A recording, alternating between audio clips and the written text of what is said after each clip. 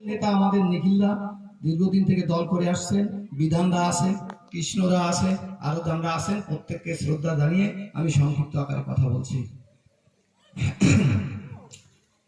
আমাদের ভারতীয় জনতা পার্টির কথা হচ্ছে নিশান ফার্স্ট, ভারতীয়ত্ব, জাতীয়তাবাদ, জাতির উদ্দেশ্য, জাতি গঠন, দেশ গঠন, দেশকে এগিয়ে নিয়ে যাওয়া, দেশকে রক্ষা করা। তাই ভারত সরকার আমাদের দেশের জন্য, ভারতীয় জাতির জন্য, ভারতবাসীর জন্য এক দেশ, এক নিশান এবং এক বিধানের কথা বলে গেছে। সবকা সাথ, সবকা বিকাশ, সবকা বিশ্বাস। সকল মানুষের জন্য বিকাশ হবে। হাতে কাজ, হাতে কাজ, পেটে ভাত, মাথায় ছাদ। এক কথায় ভারতবর্ষ হবে সারা পৃথিবীর মধ্যে এক শান্তি, সুশৃঙ্খল, সুপরায়ণ এবং উন্নতশীল, অগ্রশীল এবং পৃথিবীর ইতিহাসে শ্রেষ্ঠত্ব অর্জনের পথ। মোদী সরকারের শপথ। তা আমি আপনাদের কাছে বিগত দিনের কিছু ইতিহাসের কথা বলে যাচ্ছি।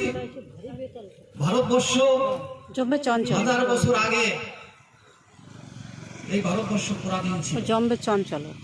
ভারতবর্ষ যখন পরাধীন ছিল, এই দেশে মোগল, পাঠান, হুন, তুর্কি, আফগান, ইংরেজ, পরিশেষে ইংরেজ, এমন কোন জাতি নাই এই ভারতবর্ষের বুকে আঘাত করেনি, ভারতবর্ষকে শাসন করেনি। আমরা ভারতীয় যারা আমাদের পরাধীন করেছে। কিন্তু আমাদের একটা দুঃখের বিষয় হলো আমরা ইতিহাস থেকে শিক্ষা নেই না। আমরা এমন একটা জাতি, হিন্দু জাতি, সনাতন ধর্মের মানুষ, আমরা বারে বারে আঘাত পাই কিন্তু আমরা ভুলে যাই। আজকে 1947 সালের আগে এই দেশে 190 বছর, প্রায় 200 বছর শাসন করেছিল ইংরেজরা। তারা আঘাত করেছে, পরাধীন করেছিল আমাদের। আমাদের কয়েক পুরুষ পরাধীনতার গোলাম খেটে খেটে খেটে খেটে শেষ হয়ে গেছে। তারা কি দেখেছিল? স্বপ্ন দেখেছিল ভারতবর্ষ স্বাধীনতা আন্দোলন করেছে, ভারতবর্ষ স্বাধীনতা আন্দোলনে মেতে উঠেছে, ভারতবর্ষ স্বাধীন হবে, আমরা স্বাধীনতা পাবো। এই অখণ্ড ভারতবর্ষের কথা আমি বলছি। এই পূর্ব বাংলাদেশ, বর্তমান যে বাংলাদেশ, পাকিস্তান একসঙ্গে ছিল।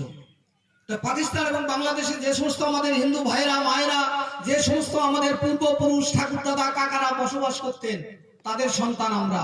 তারাও তো স্বপ্ন দেখেছিল যে 190 বছর পরাধীন ছিলাম, তার আগে ছিল 700-800 বছর মোগলদের অধীনে পরাধীন ছিল। তা আমরা আজকে স্বাধীনতা আসছে, ভারতবর্ষ স্বাধীনতা পাবে। আমরাও সেই স্বাধীনতা আন্দোলন করেছিল। এই বাঙালি সবচেয়ে বেশি আন্দোলন করেছিল স্বাধীনতা আন্দোলনে ভারতবর্ষে। সেই ভারতবর্ষ বিভিন্ন আন্দোলনের মধ্য দিয়ে যখন বিভিন্ন রক্তের বিনিময়ে স্বাধীনতা পেল, হঠাৎ স্বপ্ন দেখলো যে পূর্ব বাংলা, ফরিদপুর থেকে গোপালগঞ্জ, যশোর, খুলনা, প্রত্যেকটা জেলা কি হয়ে গেল? স্বাধীনতা পেলাম, কিন্তু আমরা পরাধীন হয়ে গেলাম। আমরা পাকিস্তানে পড়ে গেলাম, পূর্ব পাকিস্তান। তাহলে আমাদের হাজার বছরের স্বপ্ন ভেঙে চুরমার হয়ে গেল। ভারতবর্ষ স্বাধীনতা আনলাম, আমরা রক্ত দিলাম, এক নদী রক্ত। আমরা হাজার বছর পরাধীন ছিলাম, আমরা স্বাধীনতা পেয়েও আমরা সেই পরাধীনতার শিকলে আবদ্ধ হয়ে গেলাম, পূর্ব পাকিস্তানে পড়ে গেলাম। তাহলে পূর্ব পাকিস্তানে যখন আমরা পড়ে গেলাম, তাহলে আমাদের স্বাধীনতা তো ঘুষলো না। কি হলো? আমাদের পূর্বপুরুষরা সমস্ত কিছু ফেলে, ঘর বাড়ি, মাটি, জমি, আত্মীয়তা, আমাদের আত্মীয় স্বজন যারা ছিল, এর আত্মীয়, মামা, কাকা, ভাগনা, আমাদের যে পরিবার থাকে, আত্মীয়তার পরিবার, আমরা সবাই ছিন্নমূল হয়ে গেলাম, এলোমেলো হয়ে গেলাম। সবকিছু ফেলে ওপার বাংলা থেকে এপার বাংলায় এসে আমাদের বাপ কাকারা তিল তিল করে পরিশ্রম করে ঘর বাড়ি ফেলে, জমি জাতি ফেলে, মাটি ফেলে এখানে এসে কুড়ে ঘর তৈরি করে রাস্তার খাদে, ফুটপাতে বসবাস করলো।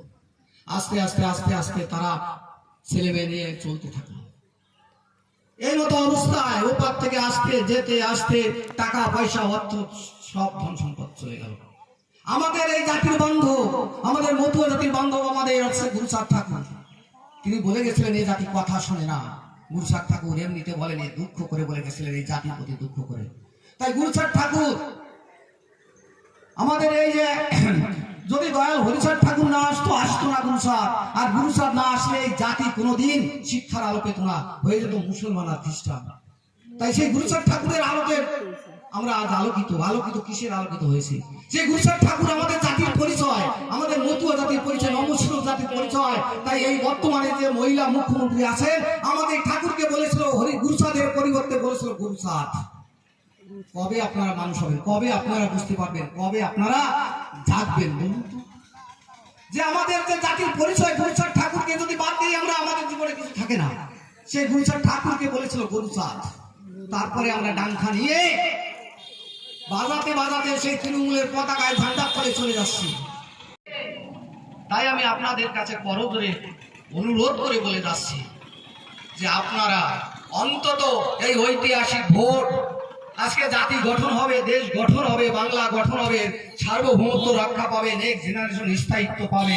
এই ঐতিহাসিক ভোটে যদি আজকে আপনারা পিছিয়ে থাকেন, যদি আপনারা ভোট দান না করেন, যদি ভারতীয় জনতা পার্টির পক্ষে যদি ভোট না দেন, আপনারা আপনাদের নিজের পায়ে কুঠার মারবেন, কুড়াল মারবেন।